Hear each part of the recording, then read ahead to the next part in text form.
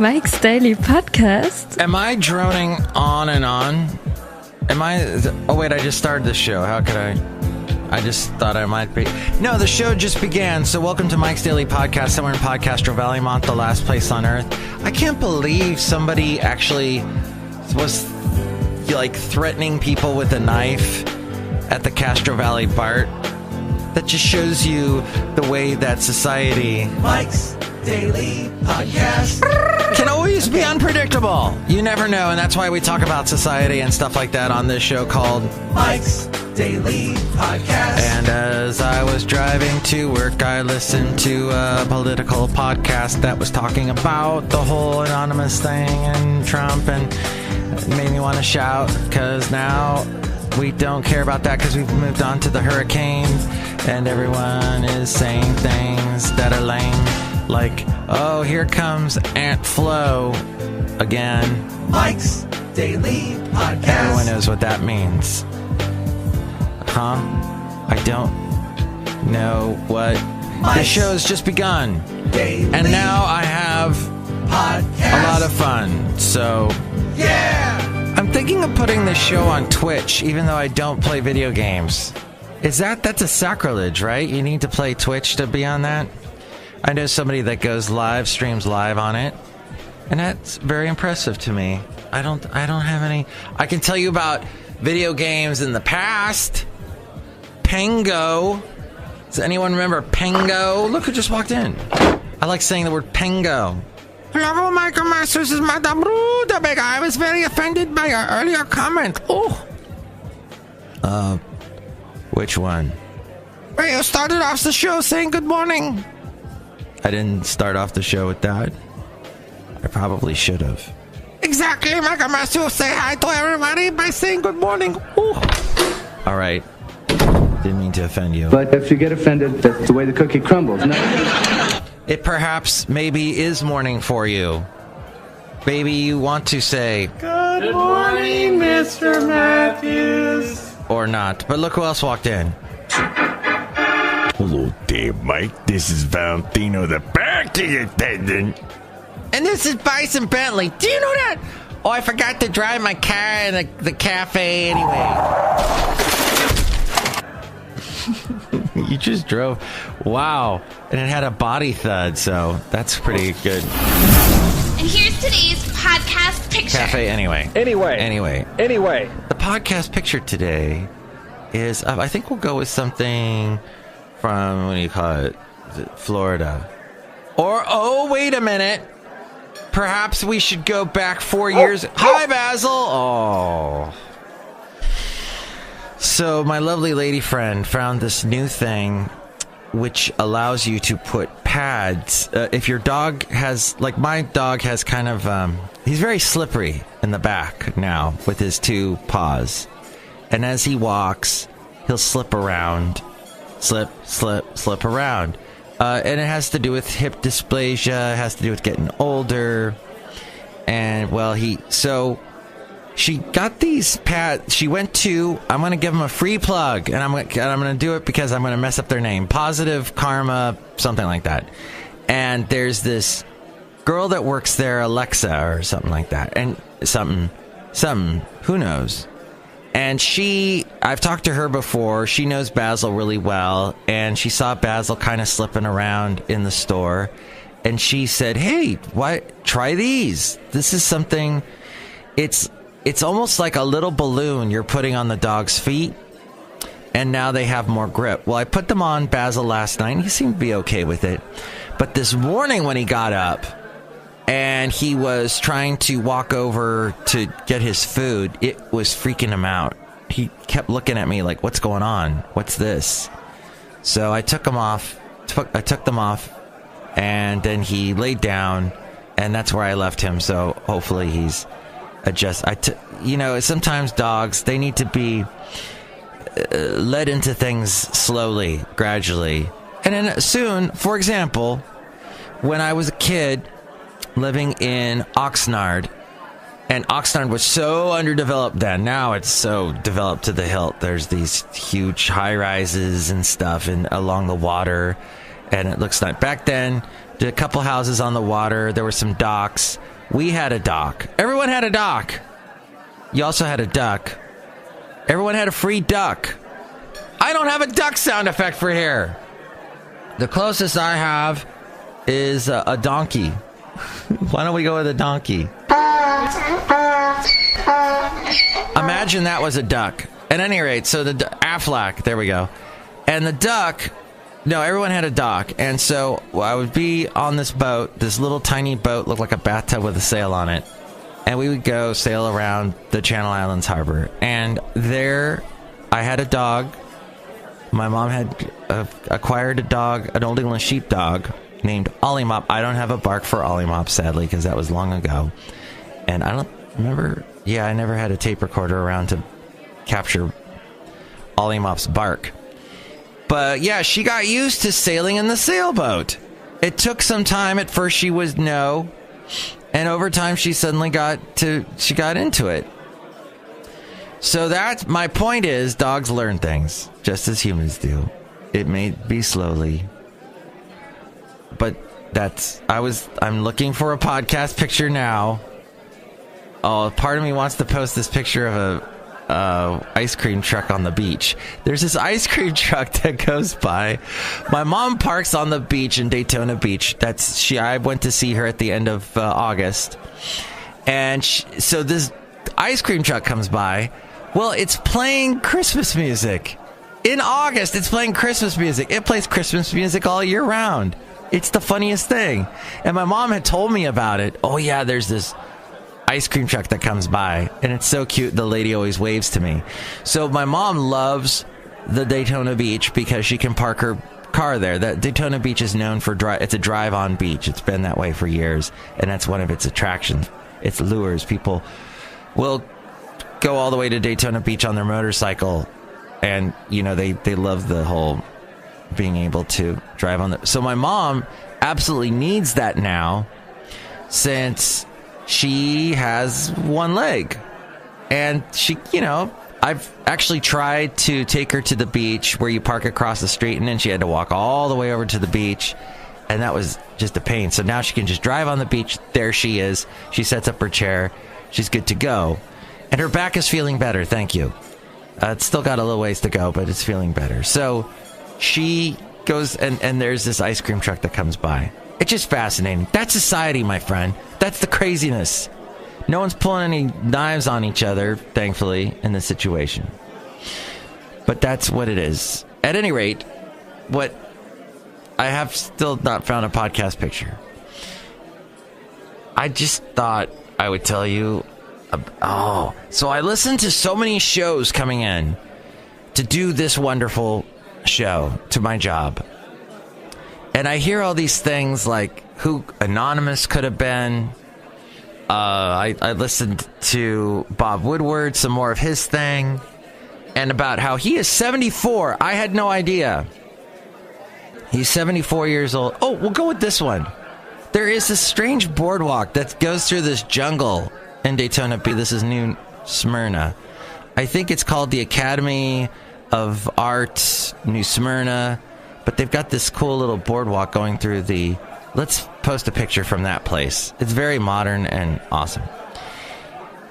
Yeah, what happens is, though, in the world of Bob Woodward, he's 74 years old, and he will get... his story was... he talks about the presidents. And most presidents allow him access. Even George W. Bush let Bob Woodward talk to him for something like 13 hours. Obama did the same. In fact, Obama, at the end of the interview, said to Bob Woodward, hey, you have better sources than I do. So what happens is that Trump said, no, I'm not going to talk to Bob Woodward. He doesn't like Bob Woodward. He says things like... He's a showboat. He's a grandstander. Actually, that was about Comey. And what's interesting is now we've had so many books out about how dysfunctional the Trump cabinet is. We had Comey's book. We had Michael what's-his-face's book. And then the other book with the Omarosa. And now We've got Bob Woodward, who backs up things. A lot of his sources are anonymous, but that's how he works. That's how he did it with the Nixon Watergate scandal. And it's fascinating to listen to him say, hey, even at 74, to get the story, you have to do things like, hey, I want to go to bed early. Oh, wait, I can't. The only time I can talk to this one politician is at 11 o'clock because I just called him up. I told him I'm 4 minutes from his house. And he said, sure, come on over. And he ends up talking to this one politician, for he didn't mention who, till almost daybreak. And the interesting thing is a lot of these politicians that get named in the book, they're like, no, I didn't say that. And then Trump saying, it's all lies. It's all fake news. And I do have sound bites for all of that. And I don't know where they went. You are fake news. Fake news. Fake news. They went somewhere. Things that are sold, not bought. Somebody mentioned that the other day. Things that are sold, not bought. So you would not, like, recently I said, I need lunch. So I went out and bought it. But some things are sold to you. Some things you're like thinking, I don't need this. And then it gets sold to you. Be aware of those things. Like somebody coming up to your door and going, hey, you need fiber optics implanted into your house.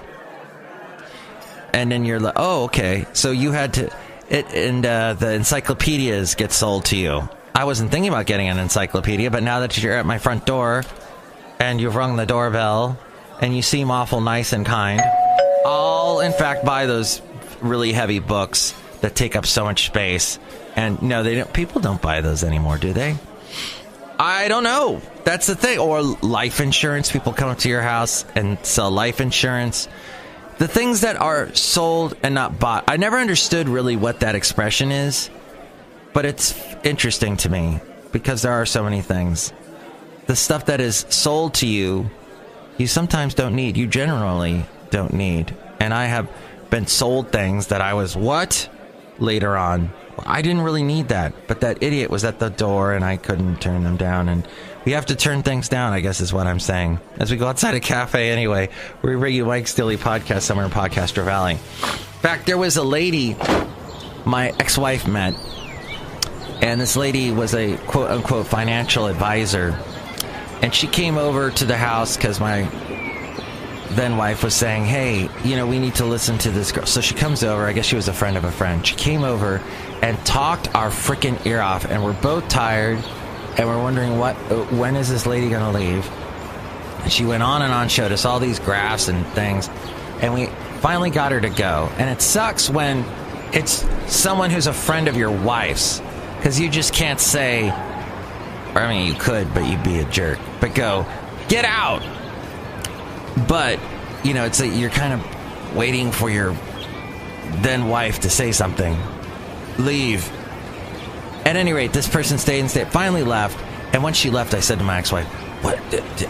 Is this someone? I mean, I didn't want to be rude or anything, but she was annoying. She goes, yeah, she was annoying. Well, she actually showed up to the house a couple days later. And actually, she was waiting for us as we came home. It was weird. She was weird. And that was someone who was trying to sell us something. Bought, sold, not bought, bought, not sold, thing where you don't need to. My whole thing is, I am very leery of those type of people who take up so much of your friggin' time. Like this podcast, which I hope you've enjoyed today, with its little boardwalks going through the jungle of life. The oddness that there is therein.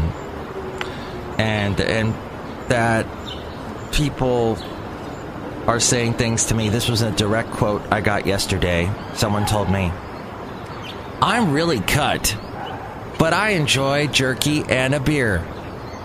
That's what I heard. They actually addressed themselves. They described themselves as really cut. In my world, you never have that permission. Even if you do 1,000 sit-ups a day, you are never allowed to say that. Someone can say that about you, but you saying that about yourself, that to me, But I'm hearing that a lot more in today's world. People saying things like, well, I do the best podcast ever. Oh, another quote I heard yesterday. My podcast is heard in 18 countries. They were boasting about that. Friend, as soon as you post a podcast, it's heard in 18. It can be heard in 18 countries. It's probably downloaded by bots in 18 countries and not really heard by anyone. So thank you for listening to Mike's Daily Podcast, heard in 18 countries. Oh my gosh, some people. The audacity of hope. Oh wait, that's an Obama thing.